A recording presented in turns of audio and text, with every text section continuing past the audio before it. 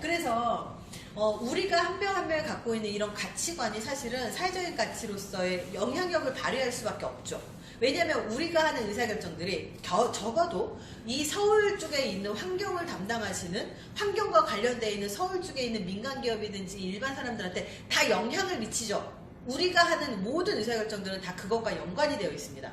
그렇기 때문에 여기 계신 분들의 한 명 한 명의 사고방식과 가치관이 되게 중요한 자원이라는 사실이에요. 그냥 업무 처리가 아니라는 거예요. 그래서 삶의 질로 이제 한번 보면요, 삶의 질이 자꾸 떨어진대요. 근데 되게 재밌는 게 뭐냐면 한 개인으로 따지면 삶의 질이 떨어졌어 이렇게 얘기를 하지만 국가 차원에서 보면 이 삶의 질도요, 이 개인과 국가가 긴밀하게 연결이 돼 있다는 거예요.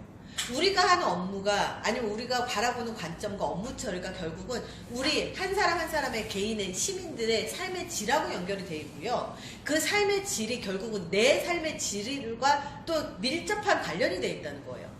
그래서 삶의 질의 지수를 좀 보니까 대한민국은요, 계속 하락을 하고 있어요. 계속 하락을 하고 있는 거예요.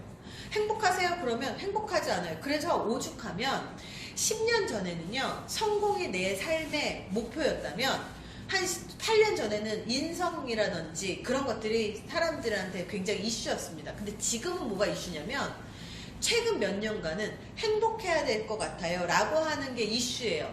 그래서 제가 이제 책을 내잖아요. 그러면 제 책 중에 다 최근에 나온 책은 귀차니즘에 관한 책이었고요. 그리고 그 전에는 예민 보스에 대한 책이었고요. 그 전에 책은 감정과 이런 책이었어요.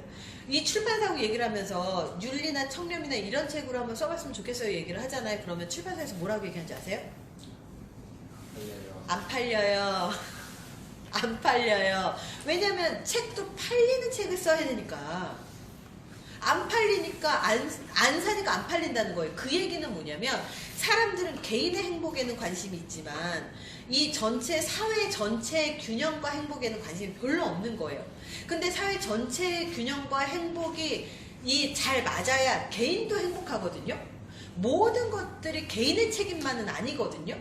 그래서 삶의 질이 계속 떨어진다는 거는 한 개인이 굉장히 살기 힘들다의 측면, 돈을 못 번다의 측면으로 한 해석이 될 게 아니라 이 개인에게 그 영향을 미치는 사회 구조가 어떻게 되는지, 그리고 시스템이 어떻게 되는지를 좀 봐야 된다는 걸 의미해요. 그래서 그 시스템은 어디에서만 우리가 하는 업무 요것만 보는 게 아니라 전체적인 측면에서 이 시스템과 혹시 약자들이 좀 더 부당한 이익을 받는 게 아닌가, 이런 관점에서 볼 수 있어야 이 구조적인 문제를 해결을 하거든요. 그렇다면 이 사회의 먹이사슬로 봤을 때 갑을병정이라고 있잖아요. 갑을병정. 갑이 어디예요? 혹시? 갑이 어디가 갑의 위치가 있을까요? 예를 들어서 국가기관이 있고요. 공무원이 있고요. 국가기관이 있고요. 국가기관이 있죠. 세종시에 있는 그런 주부처들이 있고요. 행정부처도 있고요. 그리고 여기에 공사공단이 있습니다. 그쵸? 그리고 그 밑에 대기업이 있고요. 중소기업이 있고요. 그리고 일반 개인 사업자가 있고요. 개인이 있습니다. 이 먹이사슬로 봤을 때 갑이 누구예요? 제일 최고의 갑. 중앙행정기관이에요. 그러니까 우리가 느끼기에 개인이 갑인 것 같아 보여요. 왜? 하도 민원을 많이 제기하니까. 그쵸? 근데 되게 재밌는 건 그 사람 왜 민원을 자꾸 제기하느냐? 부당하다고 느끼니까 민원을 제기하는 거예요. 그쵸? 이기주의가 자꾸 심화된다는 거예요. 근데 이런 것들을 좀 더 전체적인 관점에서 보자면, 갑을병정으로 먹이사슬로 본다면 갑이 더 정확하게 얘기하면 내가 의사결정을 했을 때 그 의사결정의 결과가 많은 곳으로 영향을 미친다라는 관점에서 보고 돈을 지불한다는 관점에서 보면 갑은 누구예요? 중앙행정기관이거나 아니면 이런 국회나 이런 쪽이에요. 가장 밀접하니까 갑 쪽이에요. 그러면 을 쪽이 어느 쪽에 있냐면 공사공단 쪽입니다. 그 바로 밑에 있는 기관들이에요. 그리고 그 다음에 어디냐면 대기업 쪽일 거예요.